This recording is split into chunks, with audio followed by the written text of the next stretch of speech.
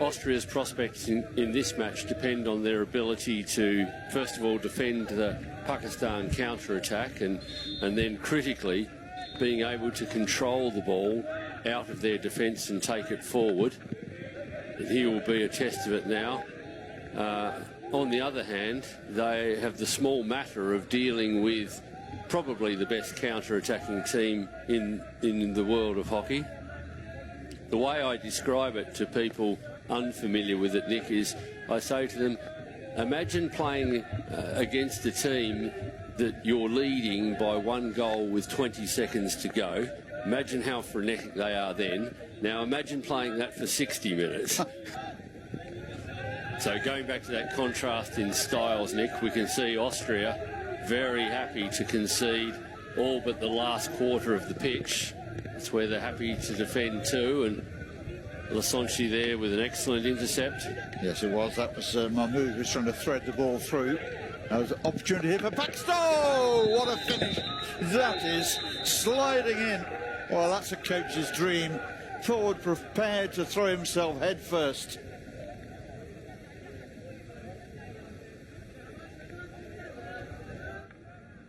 Again, though, the Austrian captain Kerbel with the critical intercept there that's given his team possession, and they're now back where they want to be. I think one of the great challenges for a coach is when you've achieved your first goal, which in this case for Pakistan was to make it to semi-finals with a game to spare, to keep the intensity that's got them into that position through a third game. Yes. Whatever you say, there's always in the back of the players' minds are thinking already about the semi-final and not necessarily the opponent that's staring them down here. Back to the cat and mouse stuff again. Pakistan playing within themselves, I think is fair to say. Oh, that's good play, though. Just pressing the accelerator as the white line of the circle came into view. And yet another penalty corner. Well, we said during the first half, Todd, that perhaps the one thing that hasn't gone Pakistan's way in this game so far is the penalty corner conversion rate, which will start to concern them a little bit, I think. Yes, certainly will.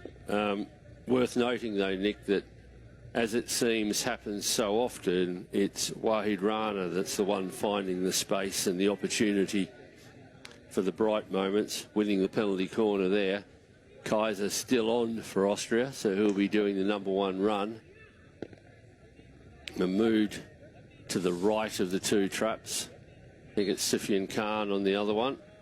Ball whipped to the top of the circle, a different routine this time, and there's the finish. At the end of it all, Pakistan mixing it up at the top of the circle and finding some joy in their management team down there, delighted with that. Austria still in possession. Austria trying to convince the umpire there that there was a penalty corner in it for them, but are they confident enough to take this to video? Yes, I did wonder about that. Well, that's an interesting one. It's not what I'd call straightforward. Okay, decision coming. Elena, can you hear me? Yes. I have advice for you. There was danger by defenders, so you can restart with penalty corner, and Austria keeps their follow. Good. Clever shift. Oh, beautifully taken. And tucked away into the bottom corner underneath the glove there of the goalkeeper as he tried to move across. And Austria are on the goal scorers sheet here and very much in the game again, Todd. Great effort from Austria. They're now well and truly back in this game.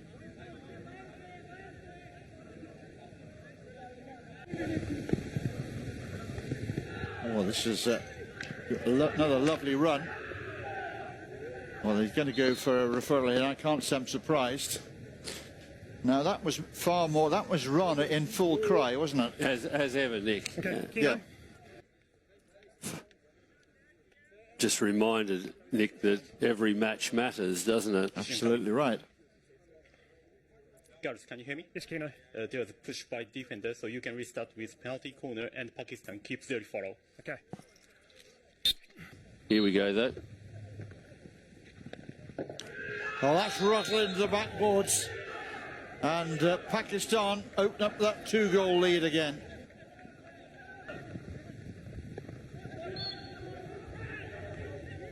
Now Pakistan again. Going to take it to video. There's a major shock to both sides if this one is not given as a penalty corner. Okay, decision coming. Gareth, can you hear me? Yes, Kino. I have advice for you. There was foot by defender, so you can restart with penalty corner, and Pakistan keeps third follow. And so, to nobody's surprise, it will be a penalty corner. And the result is exactly the same as the last one. I don't think there was a deflection this time, but the result of the ball crashing into the backboards. And all of a sudden, Pakistan are finding their form from the set piece, and the scoreboard is set in motion again. But eventually, Pakistan have been able to score 2 from 2.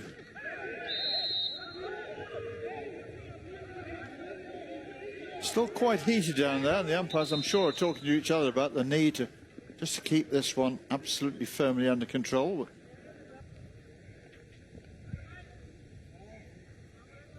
This angle might help us. Yeah, it just felt the first one was... Decision coming. Irene, can you hear me? Yes. I have advice for you. There was stick checking by defender, so you can restart with penalty corner, and Austria keeps the follow. Good.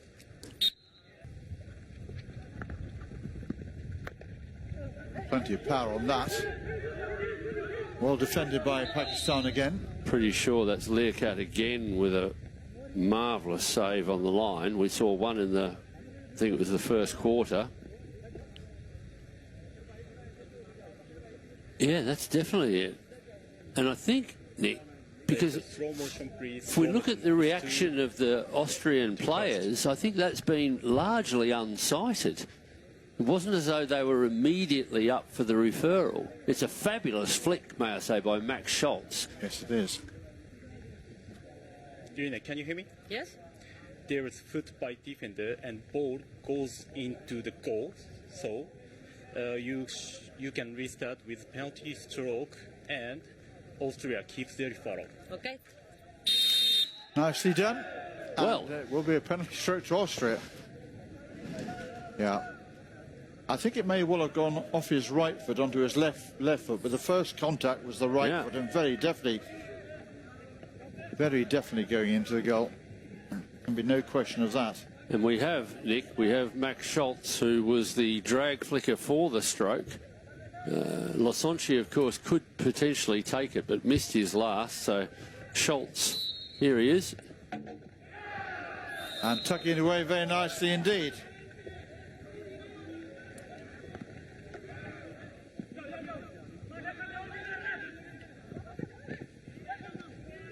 But now that people have recovered from that terrible pun, Nick, I have to say, I have to say, this has been a really enjoyable game, hasn't it? It's been an excellent game. It takes two to tango, and great credit to Austria because they've managed, you know, obvious disappointment. They would have been underdogs to make it to the semi-finals, but they played with great resilience and great pride in that national shirt of theirs, and those, to me, are the things that matter. And I suspect that Robin Roche would have learnt a huge amount about this team here. And with games still to play here in Egypt for Team Austria, albeit only now classification places, there's still more to be learned.